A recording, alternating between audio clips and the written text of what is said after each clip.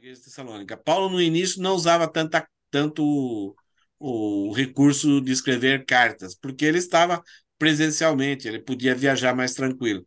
Mas diante das prisões que ele enfrentou, diante das dificuldades, assim, de não poder voltar para um lugar, então ele começa a usar cartas. É o que aconteceu com essa igreja de Tessalônica. Ele foi expulso de lá, não podia mais voltar, os perseguidores eram muito fortes, e ele mandou Timóteo ver a notícia da igreja, o Timóteo voltou, então ele escreve para essa carta para ajudar a igreja a ficar firme, continuar firme ali com Deus. Vocês estão vendo essa foto aí? Sim.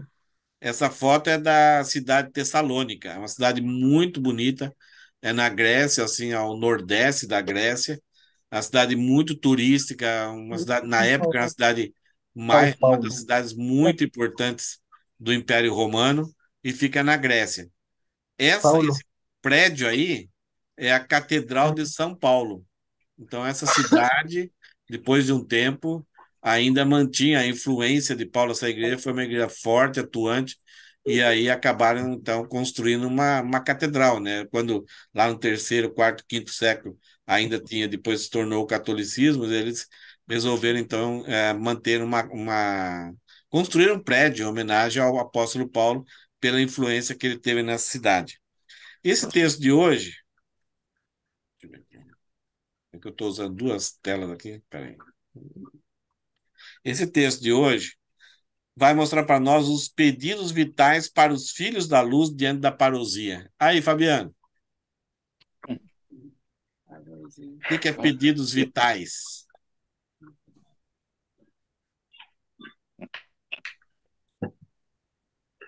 O que são pedidos vitais? O que é algo vital? Tem vida. Já, eu já ouvi a palavra, Tem agora não. vida ou sem algo vital? O que é um sinal? Quando você está no hospital, assim, está internado, tal, aí os médicos, a pessoa sofreu um acidente e chega no hospital, a primeira coisa que eles vão checar são os sinais Vitais. Vital. vitais. Isto é, se tem vida, Vida. né? Então, é a pulsação, batimento cardíaco, né? A pressão arterial, e aí se tem aquelas sinaizinhos lá, bip, né? Bip, bip, bip, bip, bip, bip. Aí foi-se para o brejo. Então, os pedidos vitais na conclusão, Paulo faz uma saudação, mas ele fala algumas questões que são vitais, necessárias, né, importantíssimas para a igreja. Ele falou muita coisa, né? Ele já elogiou duas vezes a igreja, fantasticamente. Ele falou como que era o ministério dele, ele falou como será o retorno de Cristo, quando os mortos, o que acontecerá com os mortos, será que eles perderam todos os privilégios porque não contemplaram a volta de Cristo? Então, Paulo, ele ajuda as pessoas a entenderem várias. Ele já tinha falado, mas ele ajuda as pessoas a ficarem tranquilas agora por carta. E agora, nesse texto que a gente acabou de ler, que parece que não tem nada, né? Parece que é um textinho, são simples. Paulo coloca sinais vitais. Eu acho que daqui a alguns minutos, que eu não estou vendo aonde que está, ele marca aqui quanto falta, mas daqui uns 4, 5 minutos vai parar, aí você entra de novo, tá bom? Então, vamos ver esses sinais vitais? Vamos ver o versículo 23 que foi lido. Olha a saudação como Paulo fala. O mesmo Deus da paz os santifique em tudo, e que o espírito, a alma e o corpo de vocês sejam conservados íntegros e irrepreensíveis na vinda do nosso Senhor Jesus Cristo. O que Paulo está ao mesmo tempo ele está desejando e ele está. É como se ele fosse uma oração dele em favor daqueles cristãos lá de Tessalônica e que é o desejo de Deus para conosco. Se a gente pudesse resumir esse versículo aqui, o que Paulo está querendo aqui? O que ele está desejando? Sejam santos. Que eles sejam santos em algumas áreas, né? Santos assim. Em tudo. Hã? Em Eu não tudo. vi, eu não vi o tudo. Fechei tudo. Uma coisa interessante que Deus fala assim, o mesmo Deus da paz, é a palavra eirene. No final a gente vai ter a palavra caris, que era a saudação dos cristãos daquela época, né? Caris kai eirene, graça e paz, que a gente fala de vez em quando, né? Então ele fala assim, o mesmo Deus da paz. Ah, essa expressão, para nós, parece o mesmo Deus da paz. A gente sabe que Deus é Deus da paz. Mas é a ideia que é o Deus que provocou aquela paz que ninguém poderia construir. É aquela paz de que você hoje pode desfrutar, de que quando Jesus Cristo se manifestar ou quando você morrer, você, você estará para sempre com Deus. Você não fica amedrontado. Aí, como que vai ser esse encontro? Que eu vou ter que fazer? Será que eu vou passar no teste? Será que eu vou ter que caminhar numa espada tão fina e vou chegar do outro lado? Né? Será que o limbo, né, o purgatório que eu vou ter que passar vai ser muito difícil? Será que eu vou passar nesse teste? Então, todas as religiões têm alguma coisa para você fazer. Na religião da Coreia, tem não sei quantos milhões de deuses e eles criam filmes de como as pessoas pensam a respeito depois da morte. E essas pessoas têm que passar por testes diante dos deuses e cada deus é mais um briga com o outro para colocar você em fria. Então, um deus vai te defender e o outro vai colocar você na queda livre, numa situação ruim. Mas aqui, Paulo já começa, o mesmo Deus da paz, esse mesmo Deus que criou a paz, não foi o homem que, através de inventar a religião do cristianismo, que criou essa paz, esse relacionamento de novo a Deus. Somente Jesus Cristo, esse próprio Deus, o Deus do Pai, enviou Jesus e ele pacificou. Antes era uma ira dele para conosco. E através de Jesus, nós estamos pacificados, não temos mais medo. Então, se Jesus Cristo voltar ou se eu morrer, eu posso desfrutar dessa paz já. Okay. Então, Paulo já fala, né, que esse Deus que justificou. Então, quando o primeiro passo na vida do crente é quando Deus nos regenera e ele nos justifica. Então, passamos a ter. Opa, vai estar saindo, entrando? Aline? Aline entrou? Tá todo mundo. Acho que a Aline não. Tá aí. Então. Então, a primeira coisa que Paulo fala é que esse Deus que nos reconciliou com ele mesmo, ele não nos reconciliou e é como se fosse um relojoeiro que desse corda e deixasse o relógio e fosse embora. Não. Deus nos reconciliou através de Jesus e vai cuidar da nossa transformação, da nossa santificação. E esse processo tem uma colaboração nossa. Então, Paulo ele deseja que haja uma consagração total nossa, né? Que o mesmo Deus da paz, aquele que nos reconciliou, aquele que de graça que enviou seu filho. Então é uma obra assim espetacular que nenhum homem poderia imaginar e também realizar, que somente Jesus podia realizar isso. Então ele vai nos santificar em tudo. O que é santificação?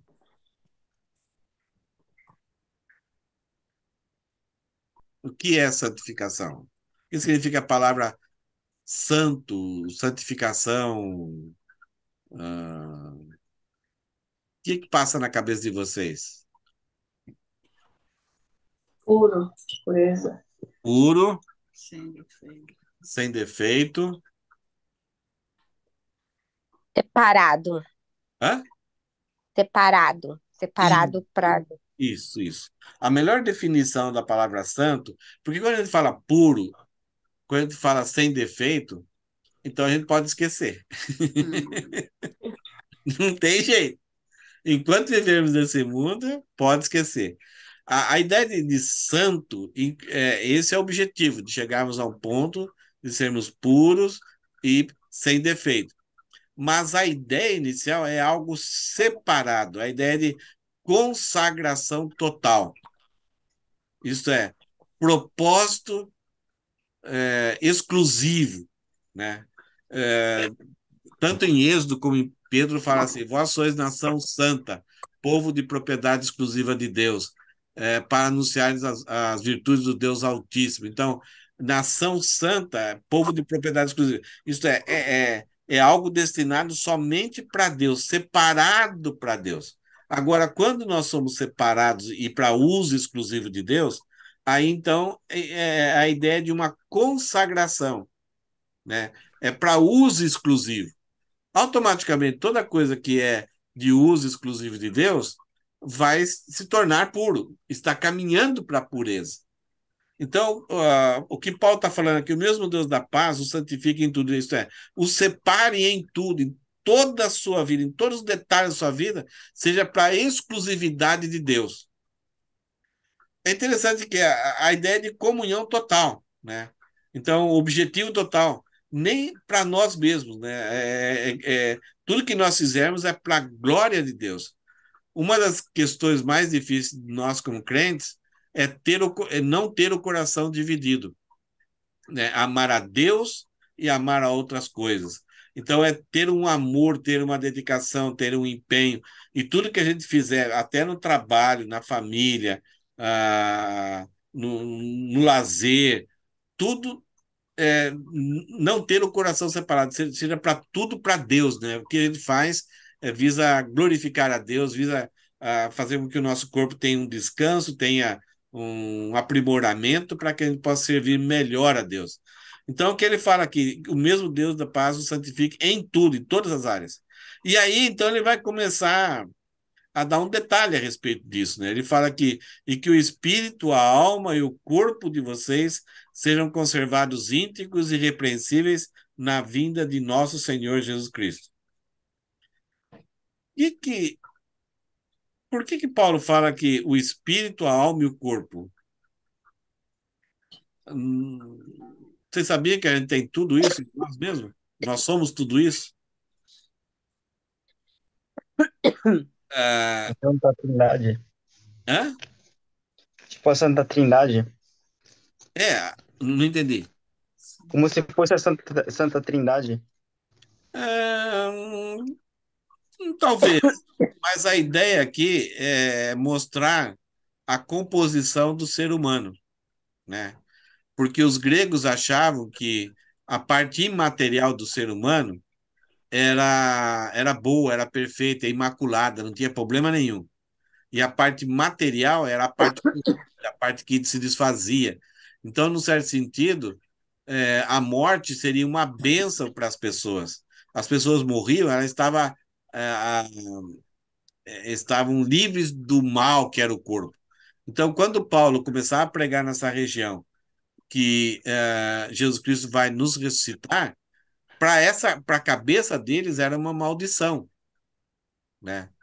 Eles achavam então que a alma agora está livre, porque a alma é pura. E o que a Bíblia fala que não, né? O espírito morreu por causa do pecado, a alma que tem a vontade, a inteligência, foi afetada pelo pecado, e o corpo também está escravizado pelo pecado, ele não tem mais controle.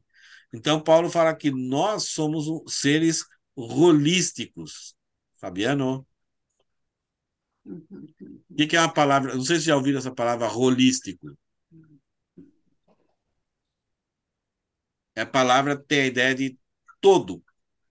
Nós sempre, Deus nos criou de forma completa dessa forma, com a parte material e a parte imaterial.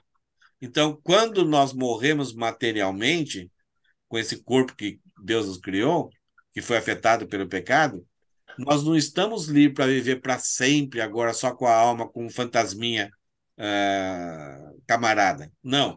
Deus vai nos ressuscitar e nós teremos um corpo material, mas dominado pelo espiritual, imortalizado e glorificado. Jesus, ele herdou esse corpo e esse corpo permanece para sempre com ele por toda a eternidade. Então, o corpo, a matéria, não é algo abominável, como os gregos falavam. Por isso que o próprio Paulo fala que o nosso corpo é sagrado, ele é templo do Espírito Santo. E a igreja é o corpo de Cristo. Então, algumas pessoas acham que a matéria, e naquela época, pessoas começaram a punir o corpo. Até teve pessoas dentro do cristianismo que achavam que tinham que surrar, tinham que bater e colocar algumas coisas assim que fazia a pessoa sofrer para que o corpo não dominasse ele. Mas o problema não está no corpo. O problema está onde? Na alma, no espírito, né? O corpo ele vai ter manifestações do pecado. O corpo vai manifestar aquilo que ele precisa. E a alma é que vai determinar, e o espírito que vão determinar como o corpo vai ser alimentado. Se uma pessoa não tem esse controle na alma e no espírito, ela se deixa dominar pelos desejos bons que o corpo tem, que foram colocados por Deus. E aí a pessoa passa a ser escravo material de si mesmo, né? Então, o que Paulo fala aqui é que o espírito, a alma e o corpo de vocês sejam conservados íntegros e irrepreensíveis na volta do nosso Senhor Jesus Cristo. A ideia aqui é que a volta de Jesus Cristo vai acontecer um encontro com Jesus para uma certa avaliação, que nós chamamos de Tribunal de Cristo. E no Tribunal de Cristo, poderíamos passar vergonhas, nós não seremos julgados para salvação ou condenação. Nós vamos ser julgados avaliados para galardões, para premiação, para honra. Jesus Cristo ele vai honrar aquelas pessoas que foram fiéis no pouco, Jesus Cristo vai colocar sobre o muito, o reino dos céus. Então, nesse momento, nós podemos passar algumas vergonhas. A ideia de ser repreensível, alguém que vai ser não condenado, mas vai ser repreensível, apesar de estar lá, né? Paulo fala que, em Corinto, ele fala que alguns vão ser salvos como se fosse pelo fogo, isto é, foi salvo, creu em Cristo, a aliança está feita em Cristo, mas a pessoa não foi conservada íntegra, no sentido assim de não teve integridade, não buscou santificação, e ela passou muita vergonha, então ela vai ser repreensível. Então a ideia como salvo pelo fogo vai chegar lá apagando fogo, assim, né? Um pouquinho assim, meio tostadinho. Vai chegar com um monte de obras e as obras são palha, Paulo fala, não vai servir para nada, né? O fogo vai ser o teste daquilo que a gente fez e aquilo que é com a nossa salvação, com o nosso corpo, com a nossa mente, depois de salvo. Então, o desejo de Paulo aqui, nesse final, é para aqueles crentes, olha, a volta de Cristo está breve e que Deus santifique em tudo. E que o espírito, a alma e o corpo de vocês como um todo sejam conservados íntegros e irrepreensíveis na vida do nosso Senhor Jesus Cristo, para esse momento glorioso, né? Para que esse momento, essa manifestação, esse evento, não seja um evento assim, puxa, eu devia ter pregado, você está subindo lá para Deus e está lá triste, né? Porque você perdeu oportunidades, você teve momentos que não deu mais para acertar. Então, ao mesmo tempo que é tristeza, é alegria, mas é um momento de tribunal de Cristo, um momento de encontro com Cristo. Não para salvação, mas para o governo dele. Por isso que no versículo 24, Paulo fala o seguinte: fiel é aquele que o chama, o qual também o fará. Estranho esse versículo, né?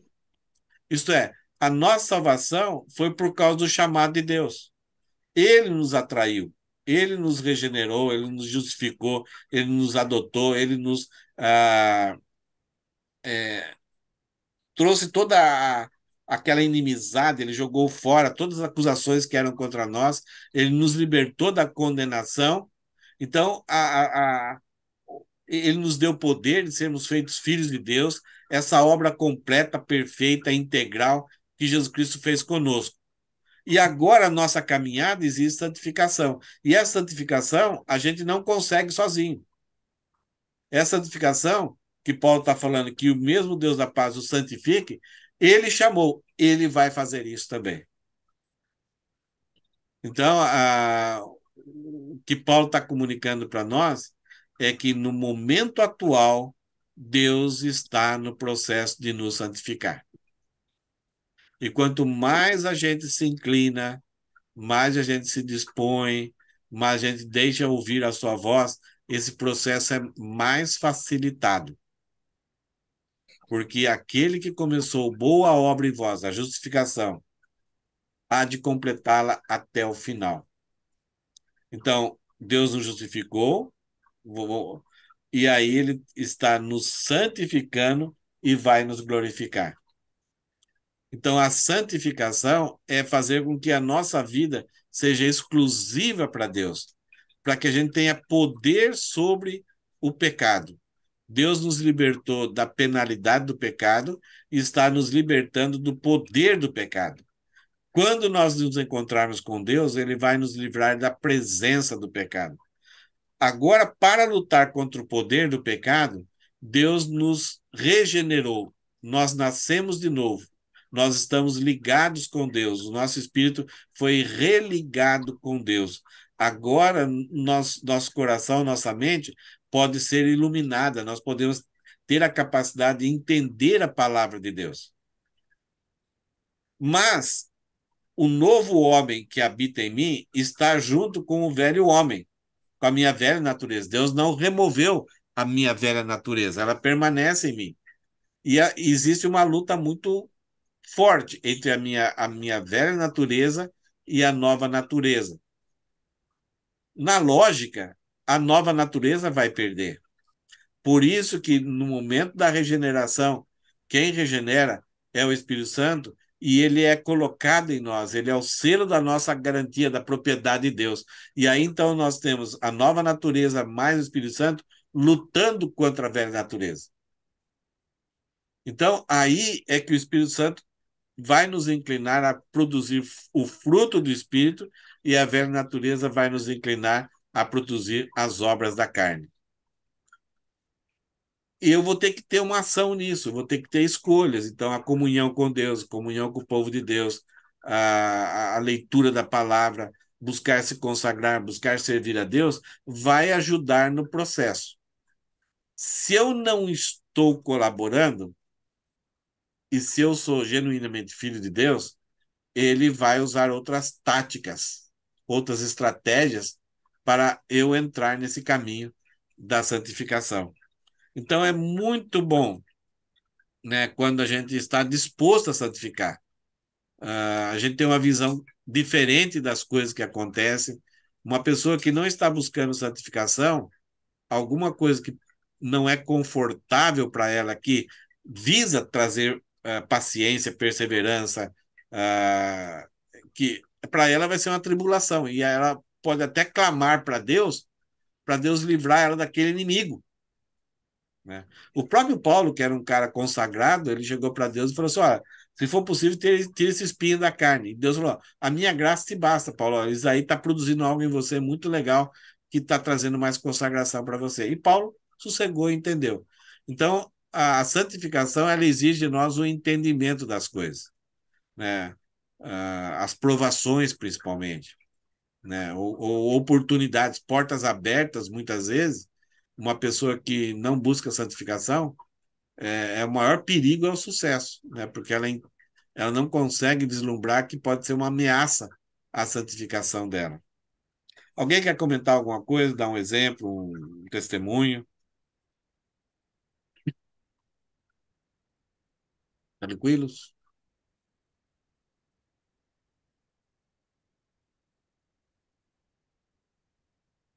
Alguém quer falar alguma coisa? Perguntar alguma coisa?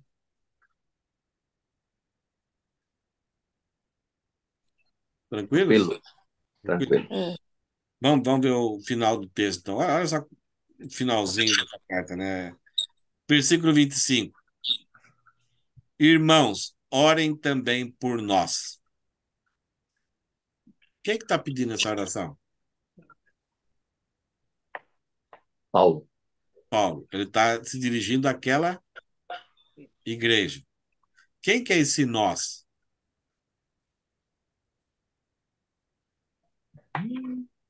Pessoas. Quem estava ali? É? No mínimo, um a gente sabe. Esse do Paulo. Paulo. Mais um. Lucas. Hã? Não é Lucas? Não, o Lucas aí não estava, não. O Lucas até esse. Timóteo? Timóteo Timóteo. talvez estava aí. É. Aí, na hora que Timóteo alcança ele lá depois a segunda carta, ele vai estar lá em Corinto, aí vai ter Priscila, Áquila, vai ter mais alguns lá. Mas Paulo está orando talvez para esse grupo de pessoas que estão se aventurando nas mãos de Deus para ir de igreja para igreja, que estão formando esse grupo que tem Tito, tem Timóteo, tem. Cada vez vai se juntando, a galera vai. Aonde Paulo passa, ele sempre está arrastando um, e depois ele chega numa outra cidade, ele deixa essa pessoa. Esse pessoal assim que abriu mão de algumas coisas para estar servindo a Deus. Agora, não é estranho Paulo pedir que eles orem, a igreja ore por eles? Eles não são os ungidão, os bambambam, aqueles que são chamados por Deus? E pelo que talvez Paulo está pedindo para que eles orem? Isso daqui é uma das coisas muito interessantes, né? O Paulo, que mostrou toda a autoridade, muita intrepidez, muita coragem, está pedindo para que ele precisa que esses irmãos orem por ele. Essa é uma das coisas que, não sei se vocês já viram, a gente, quando a gente fala assim em reuniões, a gente fala, alguém tem alguma necessidade de oração? Não, não, não tem. É um hábito nosso, né? Mas Paulo, ele não agia dessa forma. Ele que era o cara.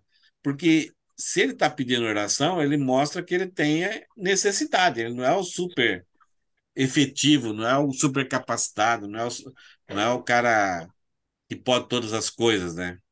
Agora, o que talvez Paulo mais pede por oração, dentro do contexto?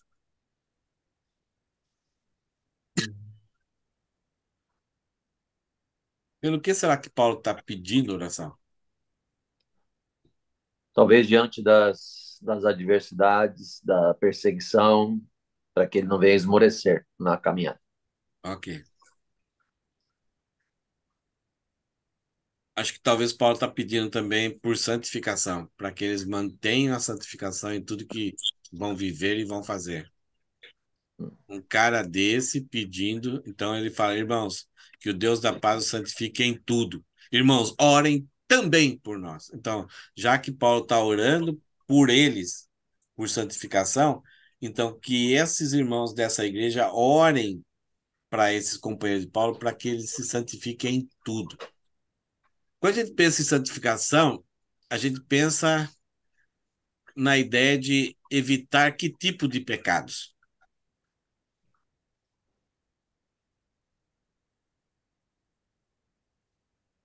O que que... No caso dele.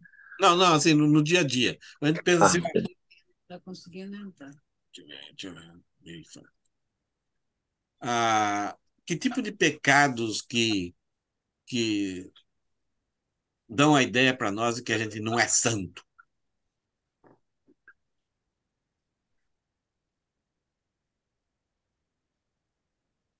A gente pensa logo na questão da bebedeira, da, da sexualidade, da imoralidade, de pessoas assassinas, né? A gente pensa nesses pecadões, né? Mas Paulo pede para que Deus o ajude, que os irmãos orem por ele, para eles manterem a santidade, para que um sentimento ruim de amargura, de tomar decisões contrárias a Jesus, ser glorificado, praticar exibicionismo. Tem vários pecados que são muito sutis, que tiram a nossa consagração. Até a humildade. Algumas vezes a gente procura ser humilde para ser famoso diante das pessoas por ser humilde. Tem um pecado, tem uma história lá de Ananias e Safira, que eles quiseram dar diante da igreja uma impressão de que era o Espírito Santo que estava usando eles. Ninguém sabia daquele contexto. a não ser o próprio Deus. E se Deus não interferisse naquele momento, a igreja toda seria enganada. Então, o Paulo, lá em 2 Coríntios, capítulo 2, ele fala assim: nós não vivemos como tantos mercadejando o evangelho. Para um obreiro, o Júlio pastoreia a igreja também, a Ana já há muito tempo de igreja, não sei quem mais aqui, quase todos já estão bem envolvidos faz tempo em igreja. Mas, o que eu ia falar? Esqueci. Eita. Posso não ser verdade.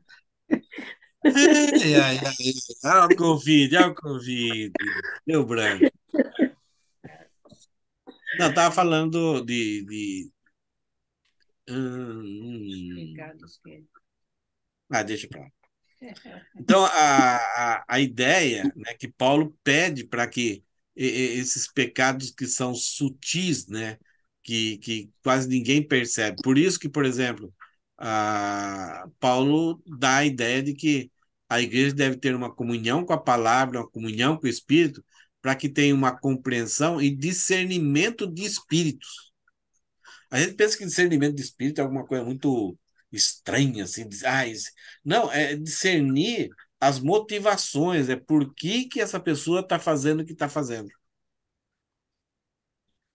O livro de Provérbios, ele procura dar sabedoria para nós. Ele fala assim que a multidão dos beijos, na multidão dos beijos está a traição. Quem que não gosta de ser abraçado, beijado, elogiado, curtido? Então, a pessoa que é sábia, a pessoa que é madura, ela percebe essas sutilezas. Eu estava falando que Paulo, e tá junto com aquele Paulo estava falando, né?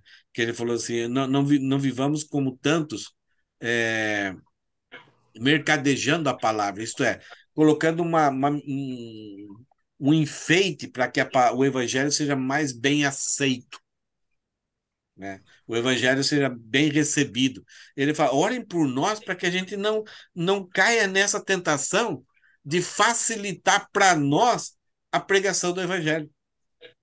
Que a gente não altere, que a gente se mantenha salvo, salvo não, consagrado, santo, e a gente não altere a mensagem, que a gente não caia nesse engano, que é a tentação do nosso coração. É a tentação do lucro, tentação da vantagem, do conforto, né, da fama, que está lá no coração. E muitas vezes a gente que tem mais experiência consegue driblar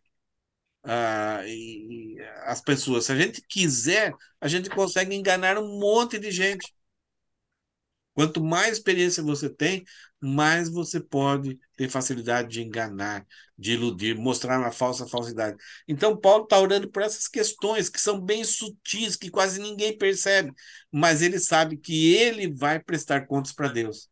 É diante de Deus que ele vai prestar. Ele pode enganar as pessoas por longo tempo, mas a Deus nunca vai conseguir enganar. Então, é uma necessidade. Nós que estamos servindo a Deus, nós que estamos envolvidos com o povo de Deus e temos um serviço para com Deus, a gente necessita da oração de qualquer irmão da igreja. A gente devia chegar quase todo domingo. Irmãos, orem para que a gente não caia nesses erros, né, da, da ilusão de enganar as pessoas, de atrair as pessoas de outra forma, que a gente continue pregando o evangelho sério, que a gente continue falando a verdade, confrontando o pecado, lutando, né, se abstendo de qualquer mal em toda a nossa vida, né? Então, os líderes também, nós precisamos que cada irmão da igreja ore por nós, né, para que a gente não caia nessas sutilezas de Satanás, né? E aí, no versículo 26 tem uma coisa muito gostosa. Ele fala: saúdem todos os irmãos com ósculo santo, beijo santo. Nas outras traduções está ósculo santo. O que é isso?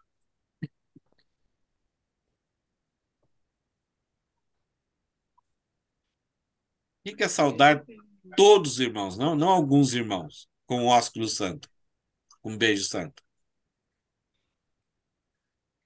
Não ter diferença, né, entre os Oi? irmãos. Não É, ver.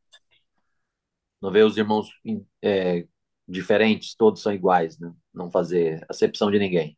A ideia é que a, a igreja ela não está isenta de conflito, ela vai ter conflitos, mas esses conflitos eles têm uma receita, um mecanismo, uma providência que podem ser solucionados, que a graça de Cristo é o perdão, a reconciliação, a alegria de Deus de ver duas pessoas ou três ou quatro pessoas se reconciliarem, isso produz alegria, produz experiência, produz maturidade, é um bom exemplo para outras pessoas.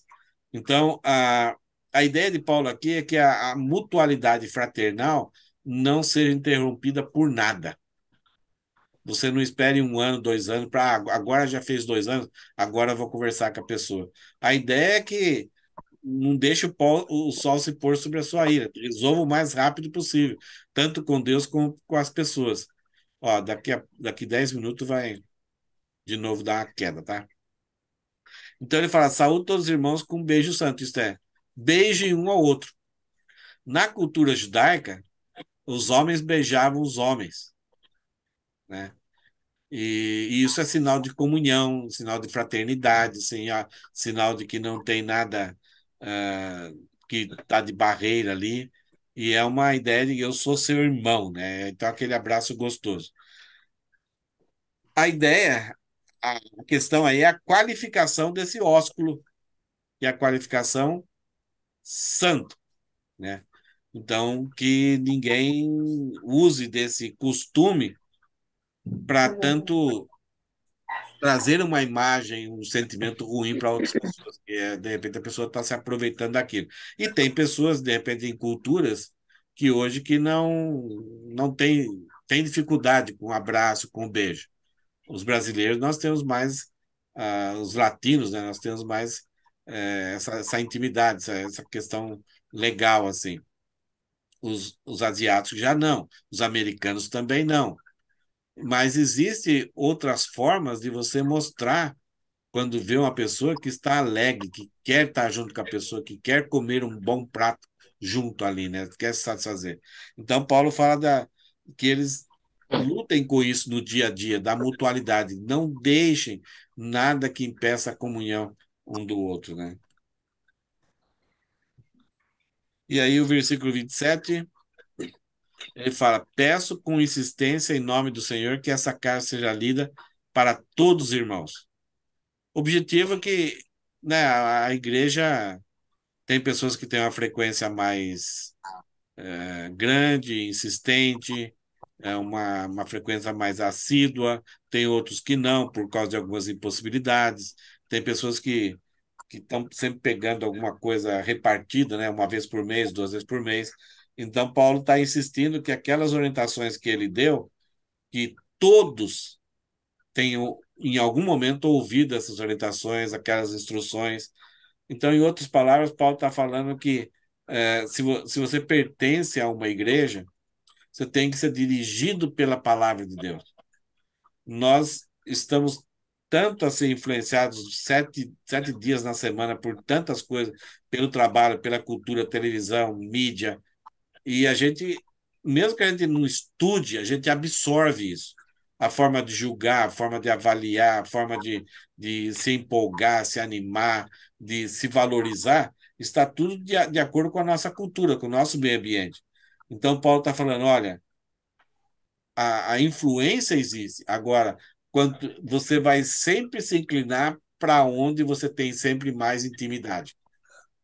Então, se a nossa intimidade é com a sociedade secular, nós vamos amar mais, nós vamos se inclinar para a cultura secular. Por isso que a nossa luta é estar em função da palavra de Deus, buscar ter intimidade com a palavra de Deus.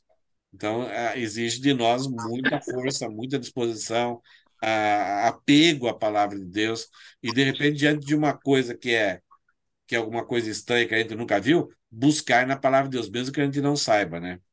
E versículo 28, a graça de nosso Senhor Jesus Cristo esteja com todos vocês. O que a gente diz? Amém. Amém. Então, nós fomos alcançados pela graça, fomos justificados pela graça, estamos sendo santificados pela graça, nós vamos ser glorificados pela graça e viveremos para com Deus pela graça. E essa graça obtida nos méritos do Senhor Jesus Cristo. Não no meu, não no seu, não da igreja, nos méritos somente de Jesus Cristo. Somente Jesus Cristo é que produziu essa Amém. graça. Amém. Amém. E ele Amém. fala, a graça do nosso Senhor Jesus Cristo esteja, a ideia é sempre, né, depender da graça. E, isso é como o garotinho que vai atravessar a rua e, pai, dá a mão. Né? É essa a ideia aqui, né? E o problema é que algumas vezes a gente acha que já podemos atravessar a rua sem a graça. Não dá. Ah, Deus está sempre nos estendendo a mão, Ele sempre quer estar conosco. Algumas vezes Ele fala, vai na frente, mas Ele vai segurando a nossa mão e a gente está com Ele, né? E que a graça do nosso Senhor Jesus Cristo seja conosco nesses dias de tribulação, de Amém. angústia, de incertezas, né? Que nós possamos depender dela, né? Eu coloquei algumas ideias aqui. Então, os pedidos vitais para os filhos da luz diante da parousia. Algumas ideias tiradas do que a gente estudou, né? Eu devo cuidar com o máximo de zelo de cada área da minha vida. O desejo de Paulo é que Deus nos santificasse em tudo, né? E que o nosso corpo, alma, espírito sejam preservados, íntegros e irrepreensíveis, né?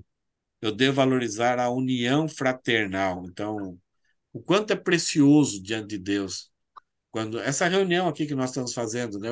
Qualquer oportunidade que você tem de bater um papo, de estar junto, principalmente em volta da palavra, melhor ainda, né? Que é em volta do próprio Deus. A palavra de Deus é a voz de Deus, é a presença de Deus em nosso meio, né? Eu devo buscar a fundo o conhecimento da palavra e a convivência com o Senhor Jesus. Então, que a graça seja com todos nós em todo o tempo, né? Junto com Jesus Cristo. Amém? Alguém?